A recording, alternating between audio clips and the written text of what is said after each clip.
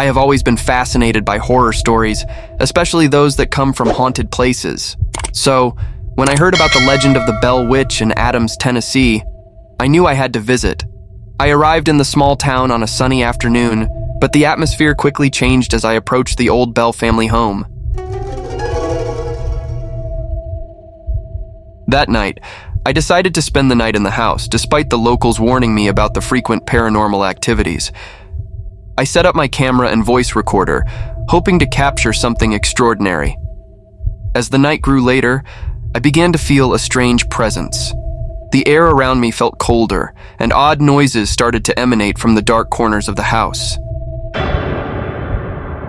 Before I encountered the ghost, the terror had already begun. Doors started opening and closing on their own, and whispers could be heard in my ears. I felt as if someone was watching my every move. When I tried to sleep, my bed shook violently, as if something was pulling it from below. I woke up in a cold sweat and saw a dark shadow flickering across the wall.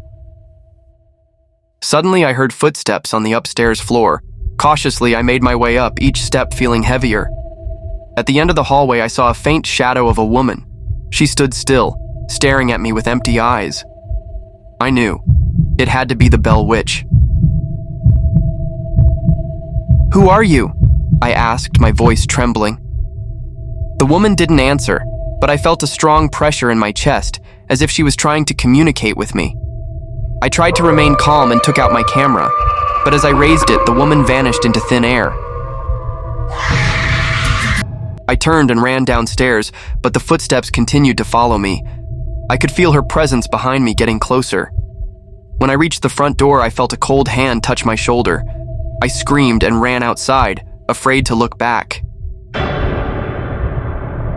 Outside, I was panting, trying to comprehend what had just happened. Although I hadn't managed to capture any images or sounds, the experience felt incredibly real. I knew that the legend of the Bell Witch was not just a story. She truly existed, and I had encountered her.